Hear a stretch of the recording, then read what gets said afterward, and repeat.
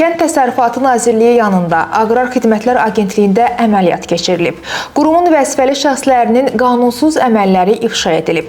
Baş prokuror yanında Korrupsiyaya qarşı mübarizə baş idarəsi tərəfindən keçirilən əməliyyatda bir neçə vəzifəli şəxsin saxlanıldığı deyilir.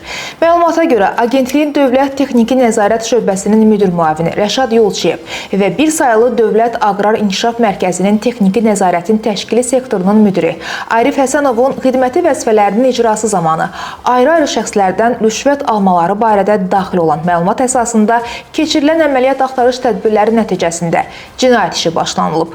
Rəşad Yolçiyev və Arif Həsənovun qabaqcadan əlbir olaraq 2022-2025-ci illər ərzində ölkə ərazisinə gətirilən kənd təsərrüfatında istifadə edilən və digər təyinatlı nəqliyyat vasitələrinin dövlət qeydiyyatına alınması, dövlət qeydiyyat nişanının verilməsi, texniki baxışın keçirilməsi, müvafiq şəhadətnamələrin təqdim edilməsi və digər məqsədlərlə onlara müraciət edən çoxsaylı şəxslərdən müxtəlif məbləğlərdə pul vəsaitini rüşvət qismində almalarına əsaslı şübhələr müəyyən edilib. Vəzifəli şəxslərin xidməti otaqlarında aparılan axtarışlar zamanı iş üçün əhəmiyyət kəsb edən sübutlar aşkar edilərək götürülüb. Rəşad Yolçiyev və Arif Həsənova Cinayət Məcəlləsinin müvafiq maddələri ilə ittiham elan edilib.